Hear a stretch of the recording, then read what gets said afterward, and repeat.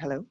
Bam, you were so hard on yourself after game 5 and looking ahead to the Lakers. They are such a big team, which makes your role, which makes Kelly Olynyk's role even more important.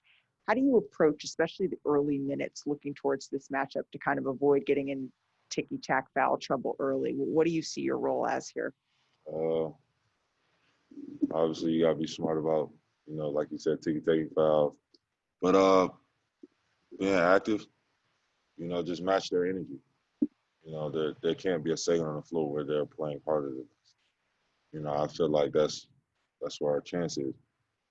We can't let them just get free layups and get in his motion, and then that's when everything starts clicking for him. So just making it tough for him, and then also being smart with the basketball, and then just setting up strategic plays to get like easy baskets.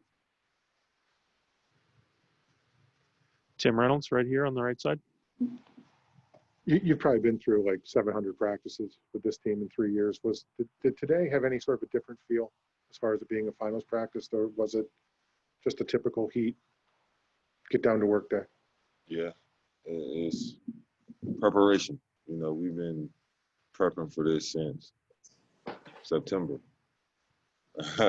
which is kind of crazy. But if we would have been preparing for the finals 2 weeks ago, we wouldn't be ready. This has been like a grind throughout this whole year, just shaping and morphing and trying to figure this out. And now we're here. So, it's a toss-up now. Next question, Will Manso. Hey, Bam. Spo was almost defensive earlier in the postseason when people kept asking about your style of play and whether you should be more aggressive. And he said, look, Bam's Bam. Stop trying to make up something else.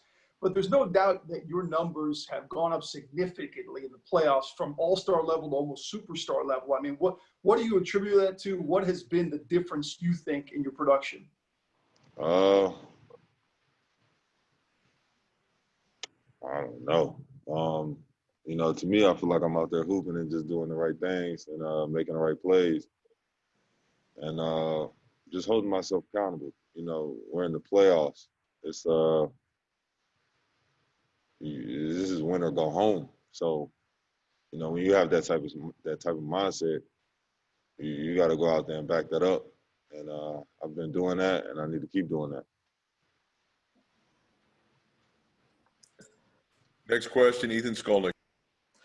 Bam, both Anthony Davis and Dwight Howard have been very complimentary of you as a player, and kind of watching you. Dwight went on for about 3 minutes when he was in Miami when the Lakers came in about how much he just enjoys your style of play.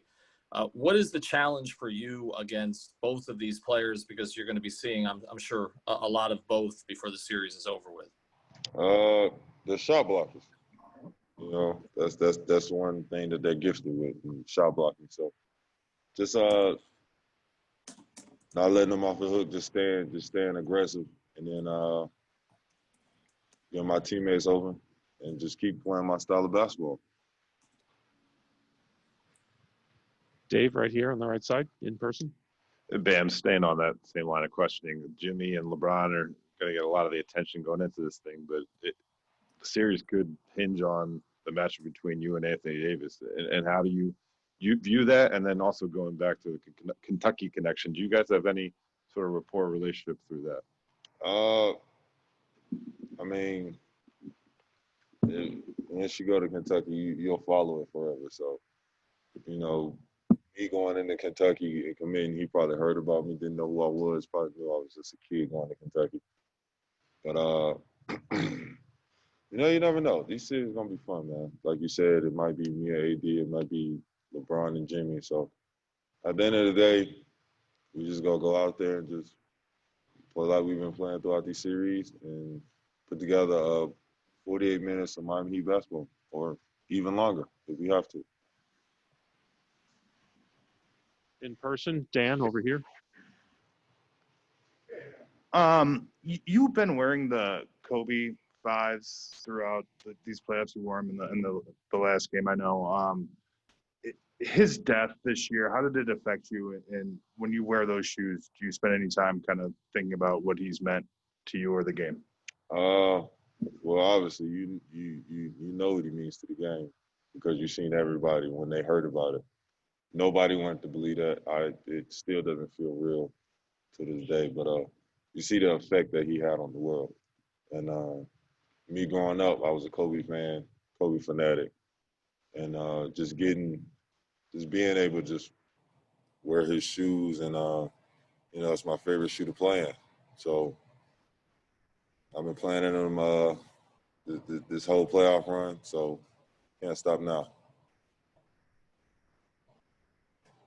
All right, our last question for Bam is from Kyle Tucker of The Athletic. Bam, I'm curious, what's one specific thing from your time at Kentucky that you think most prepared you to have this kind of success this early on this big of a stage in the NBA?